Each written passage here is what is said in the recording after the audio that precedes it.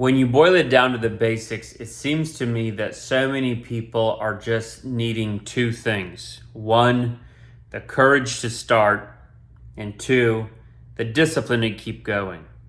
Doesn't matter what it is. Starting anything new is going to bring up, usually, a lot of emotional resistance. And that emotional resistance is experienced as all sorts of intrusive, anxiety-based thoughts, feelings in your body, and emotions that are not helpful, not productive. And yet, if you want to accomplish something that you haven't accomplished yet in your life, some sort of a goal you have, some sort of a vision you have, you're going to have to end up taking some kind of an action to get there. Even if that action is stopping doing something that's interfering with you getting to where you want to go. That in and of itself is also an action, right? Whatever it is, whether it's finally just getting after your physical health, or it's going after $1 million billion, or it's creating finding and building a relationship, a romantic one or personal one, whatever it may be. This applies to any bucket in your life. No matter how many people I talk to from all walks of life, whenever the idea of creating a better life comes up or getting to a goal comes up,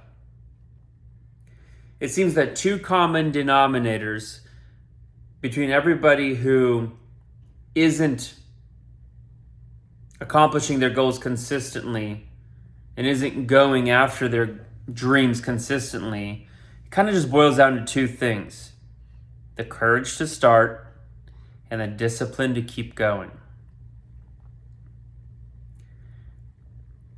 Because you don't have the result or the outcome that you want right now, you by default don't know what you don't know.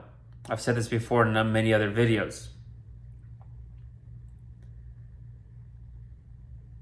And so a part of what might help you with the courage to start is accepting that there is no such thing as a perfect way to start.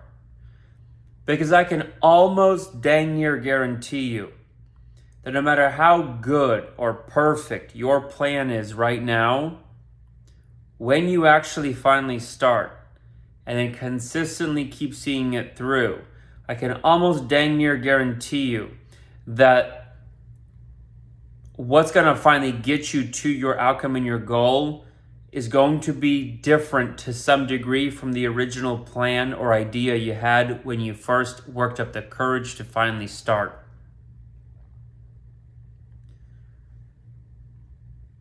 You have to have the courage to start because it's going to create a lot of change, and change brings emotional resistance and chaos and feelings we don't want and experiences that we don't want to experience. You have to start. You have to accept that you're going to be starting at square one, so you're going to suck at it. You have to accept that it's not going to happen tomorrow. The results are not going to show up tomorrow.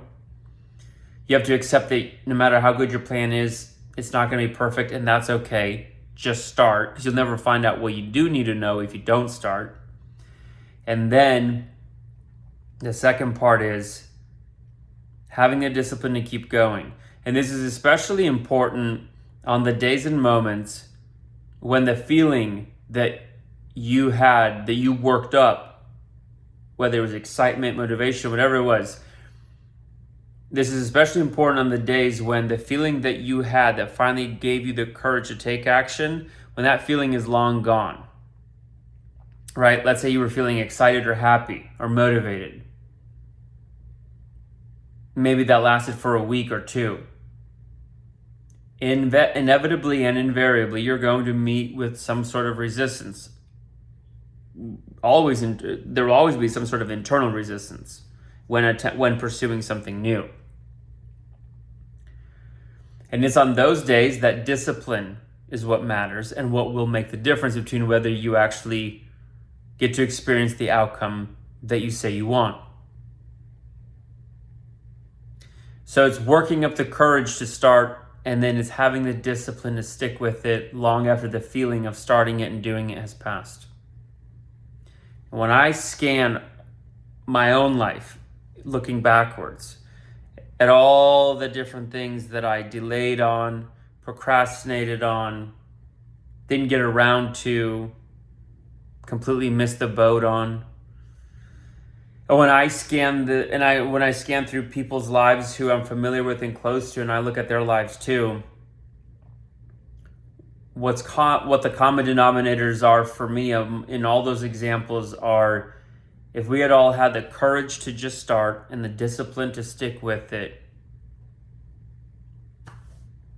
many a more outcome would have been experienced.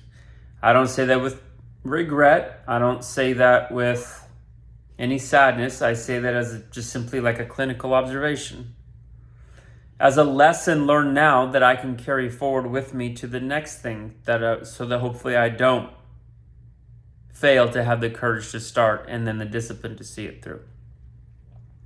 In short, we can read a lot of books and have a lot of knowledge about a lot of different things, and we can intellectualize and theorize and philosophize, right, and hypothesize. And that's fun to do in and of itself. At the end of the day, though, to create real and meaningful transformation and change in your life where you have real, tangible, measurable results of the things that you want, you're going to have to turn all of that into some traction, some action, right? Some grip, getting a grip on life, getting grip on things, and actually making some things happen. And when it comes to the process of turning intellectual head knowledge into life congruence, getting a grip, making shit happen, it really all kind of seems to boil down to two things: having the courage to start, having the discipline to see it through.